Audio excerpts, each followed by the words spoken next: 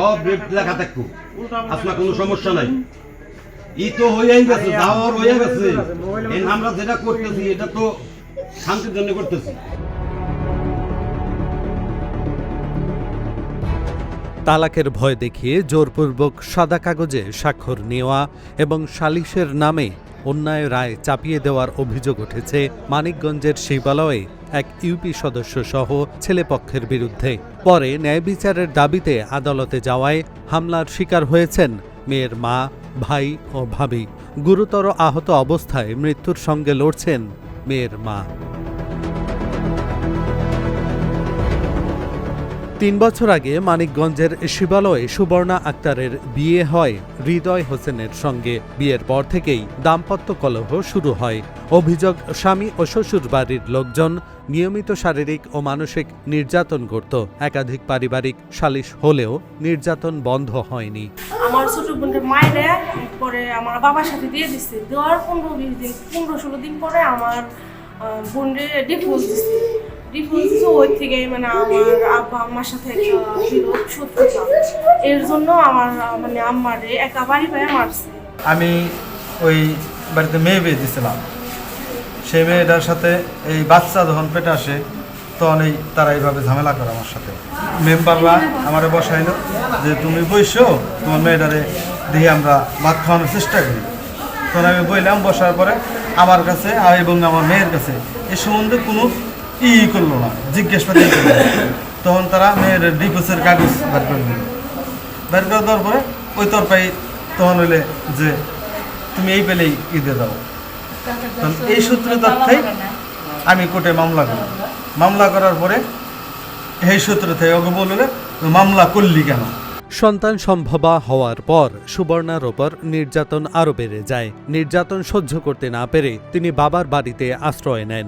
গত আগস্টে হৃদয় একতরফা তালাকের নোটিশ পাঠান। তালাক না মানায় ইউপি সদস্য সহ প্রভাবশালীদের মাধ্যমে পরিবারকে চাপ দেওয়া হয়। এই জিনিসটা সই, তোরাও বাঁচবি, আমরাও বাঁচুম শান্তির জন্য। আর এই কাগজটা কেউ কাছে দিন নাম সভাপতি মেম্বারের কাছে থাকবো। গত 15 অক্টোবর ইউপি সদস্য আজিমউদ্দিনের সভাপতিত্বে সালিশে খোরপোশ ও স্বর্ণ নির্ধারণ করা হয়। অভিযোগ, সেখানে জোরপূর্বক সাদা কাগজে সই নেওয়া হয়। সুবর্ণার বাবা থানায় গিয়ে ব্যর্থ হয়ে আদালতে মামলা করেন। এরপর পরিবার হুমকির মুখে পড়ে। সব রেট লেখা থাকবো, আপনার কোনো সমস্যা নাই। ই তো হয়েই গেছে, যাওয়ার হয়ে গেছে। আমরা যেটা করতেছি এটা তো শান্তির জন্য করতেছি। গত 26 জানুয়ারি সরিষা ক্ষেত নষ্টে বাধা দিলে ছেলেপক্ষ হামলা চালায়। হৃদয়ের লাঠির আঘাতে আসমা খাতুনের মাথা ফেটে যায়। ছেলে আশিকের হাত ভাঙে। গুরুতর আহত আসমাকে শিবালয় স্বাস্থ্য কমপ্লেক্সে ভর্তি করা হয়। আমার মনে করি শস্যা করাইয়া মনে করছেন একবার নষ্ট করতে গেছে, তাই আমি বলছি দিয়ে একবার আমার মেয়ে নিয়ে মামলা চলতেছে। পরে এই রাগ আমি তো জানি না যে আমার ব্যক্তিগত, পরে বুঝতে পারলাম যে আমার মার, তখন আমি বাড়ির পর পলাইছিলাম। বিয়ে হওয়ার পরে সাইরা দিছে নন্দরে, সাইরা দেওয়ার পরে তাগেও রাখছিল, তারাও মানে কি রাখছিল। পরে আমি বাড়িতে আইসি, দেখি ঝগড়া হইতেছে। ঝগড়া হওয়ার পরে শাশুড়ি, আমি পোলা ঘরে থইতে গেছি, পরে আইসে দিয়ে আমার শাশুড়ি মাথা ফেটে হেলাইছি, হাসান দিয়ে বাড়িতে মাথা ফাটে হেলাইছি। পরে আমার শাশুড়ি পরে দৌড়বে গেছি, আমার এই জায়গায় একটা বাড়ি লাগছে পান্নায়। তারপরে দেওরের হাত ভেঙে ফেলাইছে, পরে যাবে লাগছে মাঝে একটা বাড়ি লাগছে।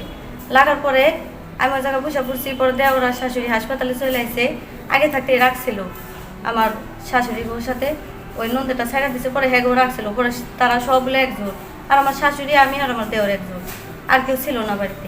চিকিৎসকরা জানিয়েছেন আসমা খাতুনের অবস্থা আশঙ্কাজনক। মাথায় 10টির বেশি সেলাই দিতে হয়েছে। তিনি এখনও শঙ্কামুক্ত নন। মাথাটা দেখে দ্রুত রক্তক্ষরণ বন্ধ করার জন্য সেলাই দেওয়া লাগে।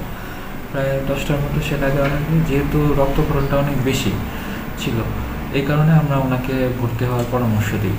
এসব মাথায় আঘাত রোগীর ক্ষেত্রে আপনার মাথার বাইরে রক্তক্ষরণের চেয়ে ভিতরে রক্তক্ষরণটা বেশি গুরুত্বপূর্ণ।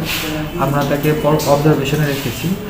এখন যদি ওনার অবস্থা আরও খারাপের দিকে যায় বা কোনো অবস্থা মানে ডিটোরিয়েট করে, তাহলে আমরা সিটি স্ক্যানের জন্য সাজেস্ট করবো আর কি। তবে সব অভিযোগ অস্বীকার করেছেন অভিযুক্ত ইউপি সদস্য আজিমউদ্দিন।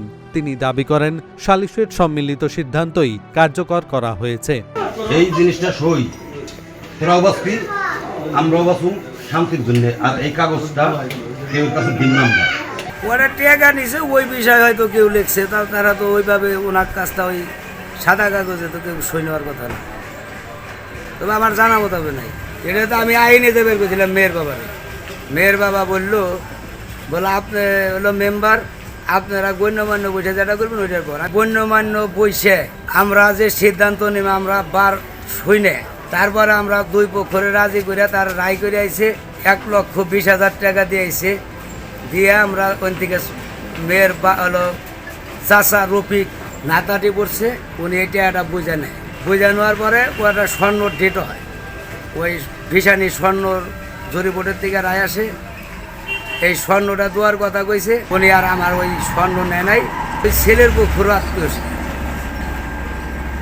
তারপরে আমার হাতে দেয়া সাক্ষাৎ করে নাই, তারপরে তো আমাকে নামে মামলা করছে, আমার সাথে কথা বলেন, আমি আর বলি না।